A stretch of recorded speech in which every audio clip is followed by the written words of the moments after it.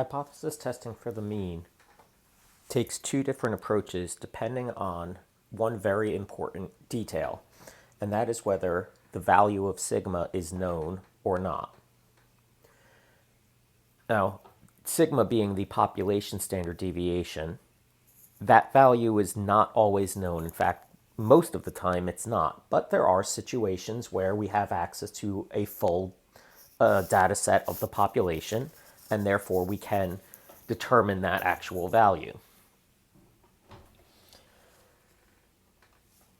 That being said, the difference is going to lie in which distribution we can use.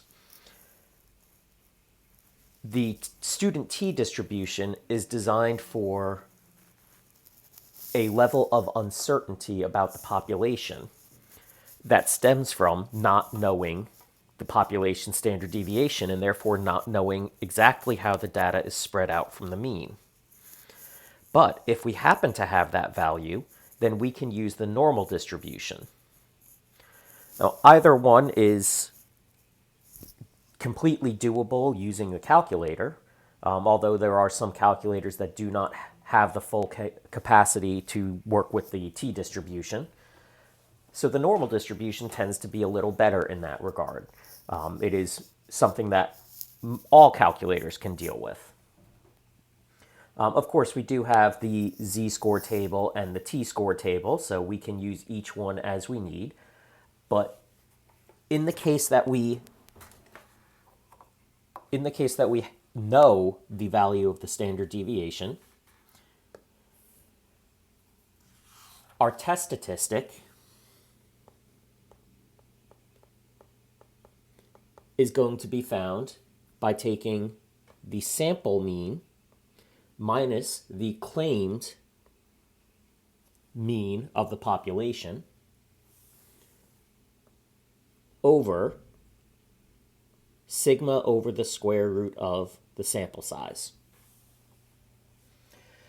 Actually, basically the same formula as the t distribution, except we are using sigma instead of s, and therefore we can use the normal distribution instead of the student t distribution.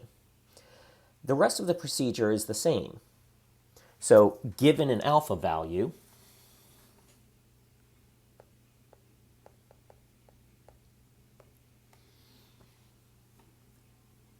and given the hypothesis, which will allow us to determine if it is a one-tail, two-tail, a left tail, a right tail, or a two-tail test,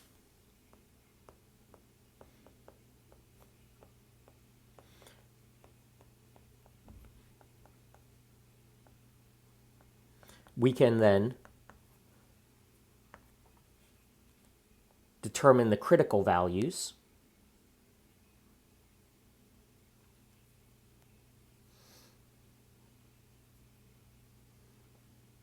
in the case of a right tail test, it would be here.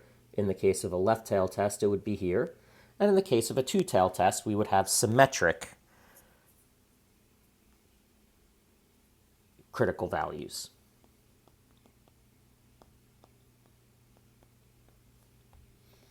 And what we would need to see then is, does our test statistic fall into the rejection region, which would be in one of the tails?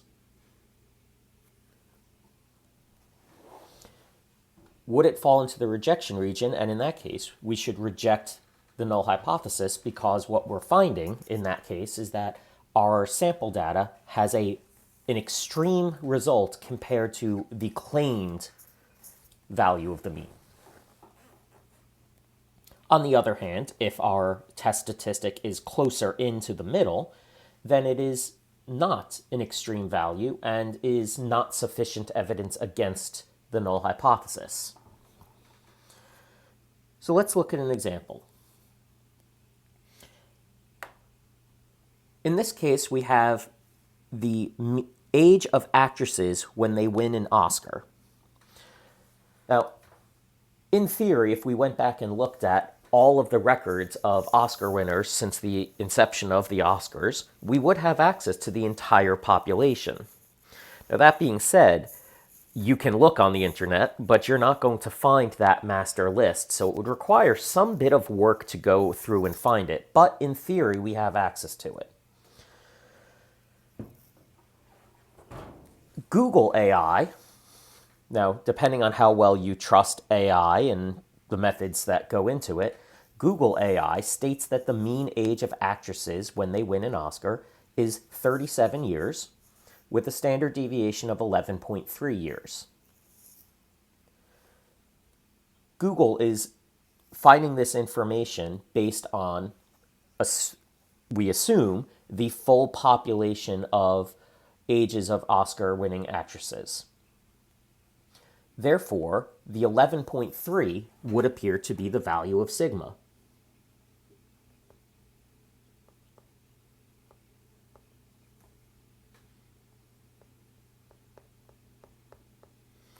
And because of this, we can get away with using the normal distribution.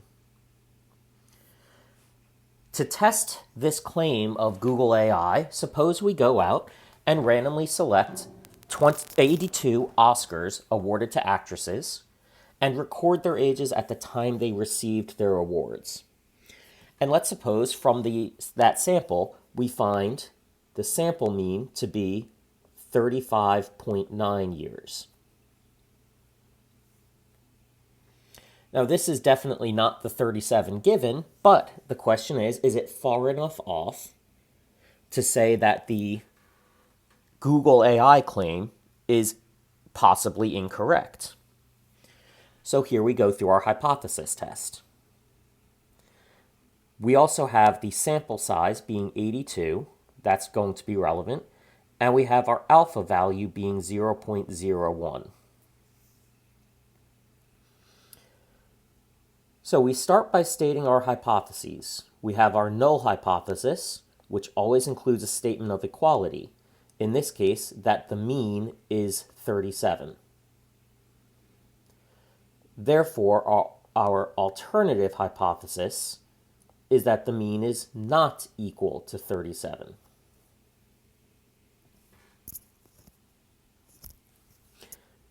We should note here that H sub O is the original claim. That information is necessary when we write our conclusion statement.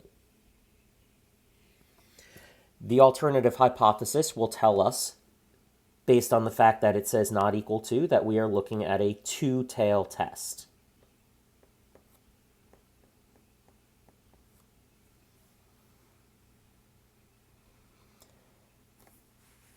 So we need two bits of information, our test statistic and the critical values.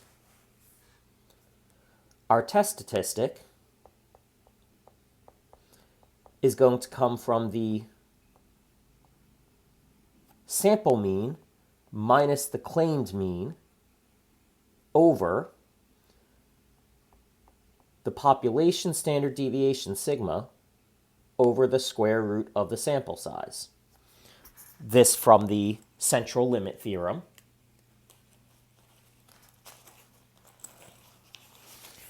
So our test statistic, we can work through this and get, again, we should not be rounding until we are done with our calculation. So it is best to do the entire calculation in one shot in the calculator, or to use the ANS feature to be able to do it without having to round partway through the calculation. What we should get here is a z-score of negative 0.881, etc. Now, how many decimal places we need on the test statistic is going to be determined by how close our test statistic is to the critical value. If they are very, very close together, then we need to worry about which side of the critical value the test statistic is on, and therefore we need to be very accurate in both the critical value and the test statistic.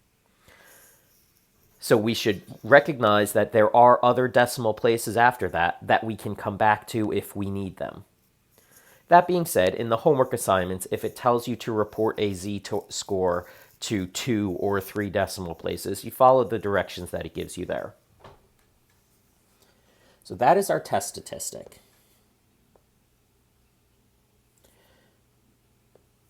What we need next is our critical values. Now, this being a two-tail test, we have symmetric critical values, and the area in each tail is going to be together the value of alpha. So therefore, alpha has to be split between these two tails.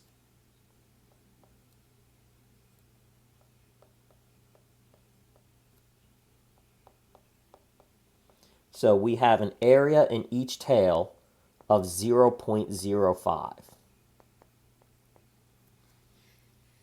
Now that being said, we can see from our test statistic that it is negative, so that it is on the left side. Therefore, the only critical value we really need to worry about over here is this one.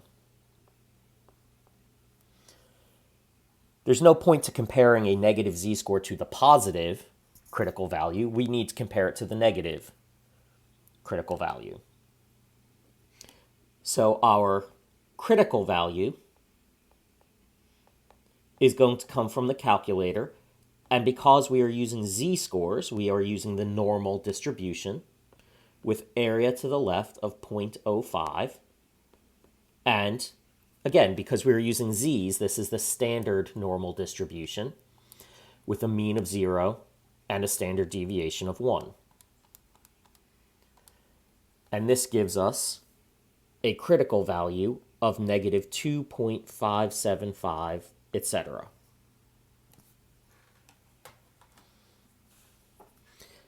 At this point, we can compare the value of our critical value to the value of our test statistic. Our test statistic is clearly going to be over on this side of our critical value.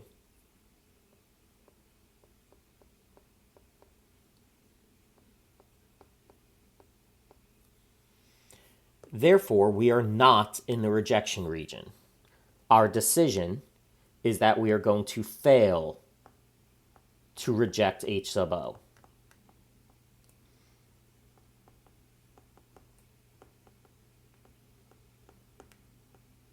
Again, the idea is that we want to see if our test data, our sample data, contradicts the claim strongly enough to suggest that the claim is wrong. In this case, what we're seeing is no, we did not get the exact value of the claim, but our sample data is not so far off to suggest that the claim is actually wrong. From here, we can then write our conclusion statement.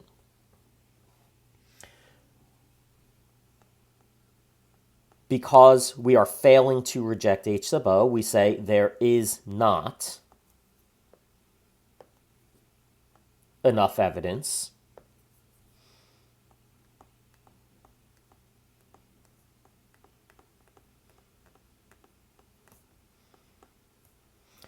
because our claim is H sub O, we say reject.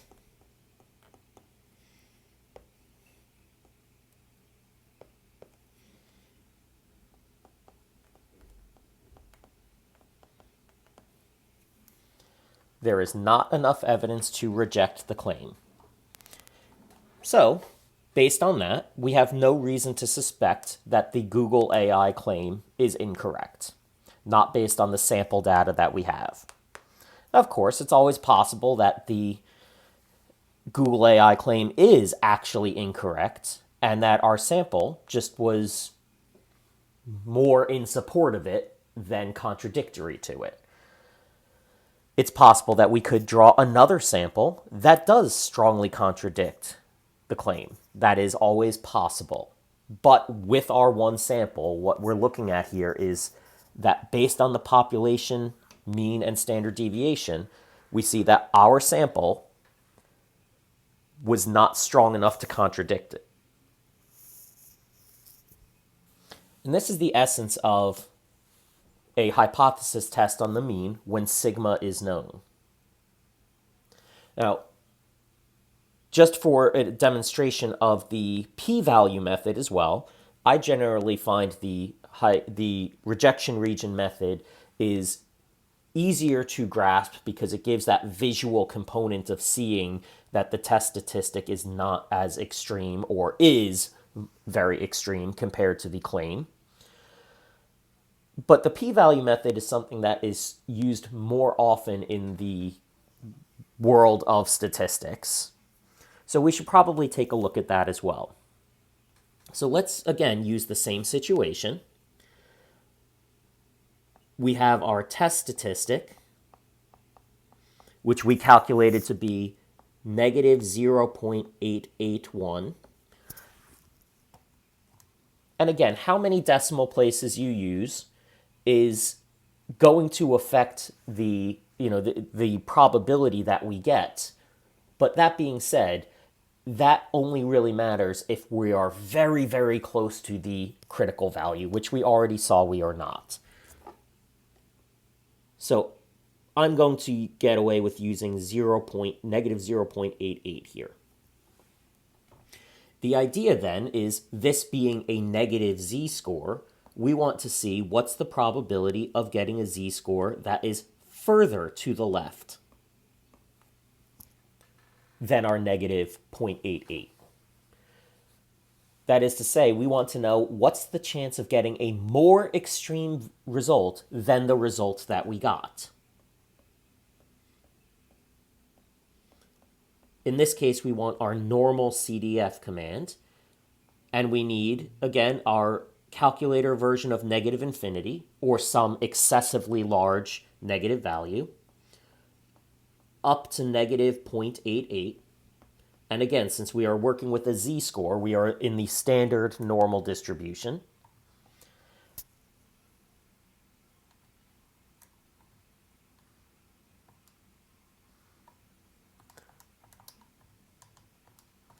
And this gives us a probability, a p-value of 0.1894. There are more decimal places than that, but getting away with 0.1894 is certainly enough. Now, this being a two-tail test, there are two ways to go about this. This is our p-value, and we need to compare our p-value to what's going on with alpha. But we need to take into account the fact that alpha has been split between the two tails. So our choices are one of the following. So since it is a two-tail test,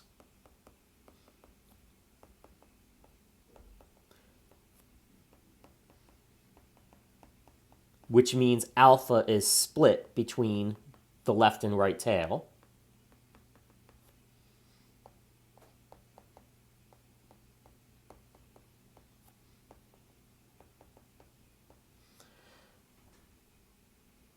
we will do one of the two following things. We will either, 1, compare our p-value to alpha over 2, which would seem to be the intuitive way to go about this. The idea being that since we are working entirely on the left side in this case, we have a negative z-score. We therefore want to look at just at the left side. So we would look at, from our test statistic, what is the area? And that area we found to be 0.1894. And then in comparison, we would want to look at the fact that the alpha over 2 down here is 0.005. Now, the other approach, which is actually used quite commonly in the real world of statistics, what we would have to do is not split alpha in two, but instead double the p-value.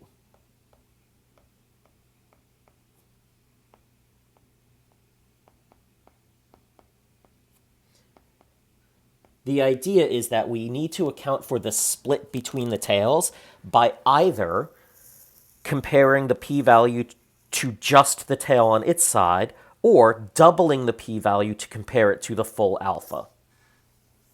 Either way, the idea is that if the p-value part of it, or double the p-value, is bigger than alpha, or bigger than alpha over 2, if the p-value side of the inequality is bigger, then we fail to reject h sub 0. So either we compare 0.1894 to 0.005 and say that it is, bigger than alpha over 2. This would say to reject, or fail to reject h sub 0. The alternative is we would have to double the p-value, which would give us 0.3788, and compare that to the original value of alpha. In either case, both results show us that the p-value side is bigger, and therefore we will fail to reject h sub 0.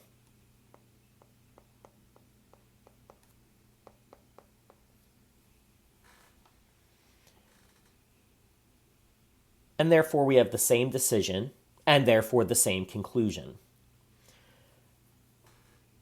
Again, either one of these is acceptable, but this is the one that tends to be used more often in the real world of statistics. Now, that being said, please remember that this concept is only needed for a two-tail test. In a one-tail test, we would simply compare the p-value to alpha directly. We only need to account for this split of alpha between the two tails in the case of a two-tail test.